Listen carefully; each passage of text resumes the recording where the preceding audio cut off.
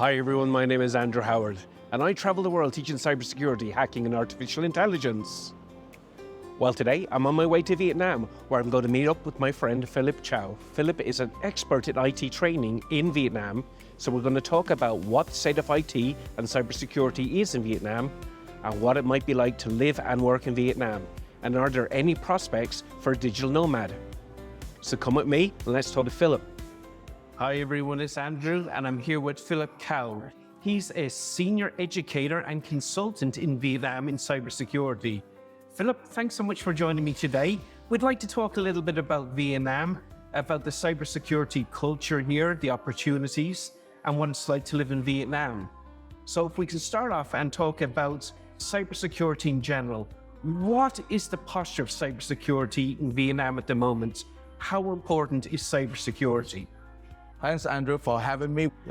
So the security cultures in Vietnam is getting better and they keep increasing every day. So literally, we have now positioned in the top tier, we call tier ones in the ITU Global Cybersecurity Index 2024. And across the whole country, people are paying more and more attention about cybersecurity. From the governments, from the big enterprises, from the bank, and even the community. And also, talking about the student or even the kid, right?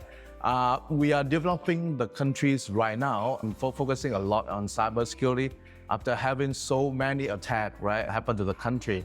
And in order to grow the cybersecurity postures of the country, we need to develop and nurture and grow the cybersecurity professional, or I call the next generation of cybersecurity professional for Vietnam. And we started from, from the kid. We have cyber kid, then we moved to the cybersecurity community, on the chapters of the order of global organization is here. Like let's say for Cloud Security Alliance Vietnam chapter, we have that. We have ISIS2 or Chicken City chapter and other chapter as well.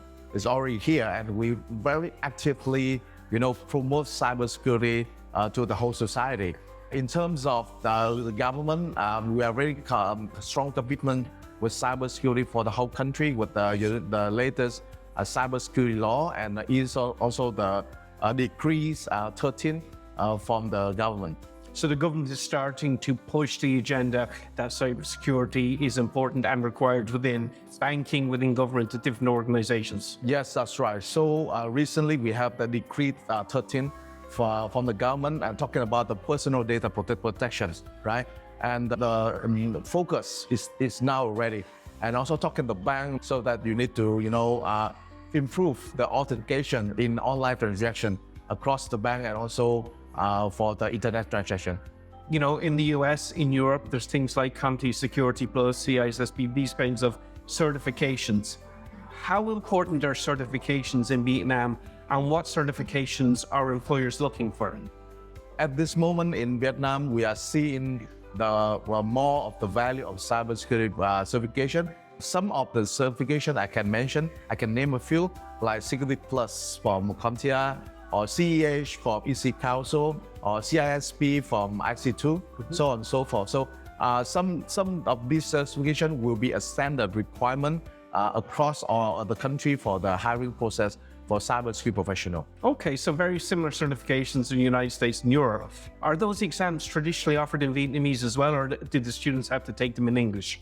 Unfortunately, at this moment, on the exam, the student need to take it in English, right? But we do hope that in some certain way, we can, localize the exam by working with all this certification body.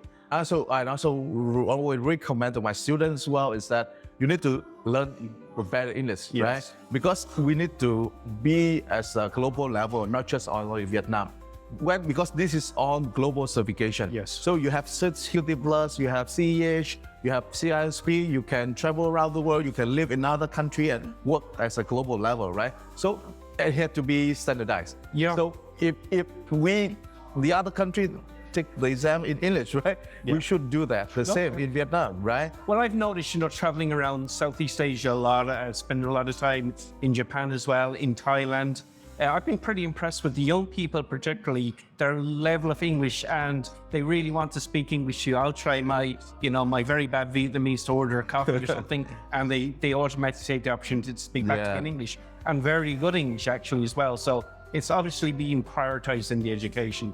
Yes, so recently the government also mentioned of the plan, a strategic plans how to position English as a second national language, right? Okay. So this is a very good news, and I keep telling people in cybersecurity, English is a must. Yeah. On the frameworks, on the standards, so on and so forth, it's almost in English, Yes, right? absolutely. So because we need to get upskill, right, in English, and not to mention that English in cybersecurity is something very special as well. Yeah.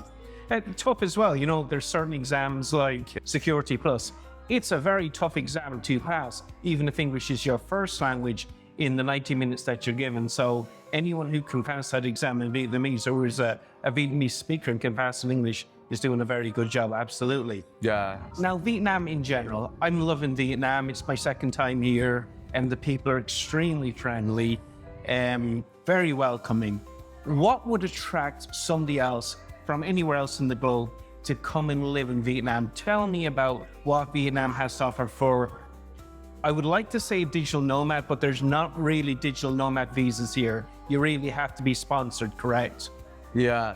So Vietnam is a very nice, peaceful country, and we very welcome everybody to come to this country, and not just to visit, but you can come here and live, right?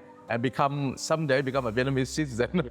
We are a developing country. We keep developing and increasing in terms of cybersecurity. So this is also a very good opportunity for anyone who work in cybersecurity and want to move or relocate to Vietnam, right? Yeah, you really don't need to be sponsored by a company to come and live here and work in cybersecurity, correct? Yeah, so you can have some company who already sponsors for the working permit or visa, so you can live here and work with us. Yeah. Yes. But there is a path for residency.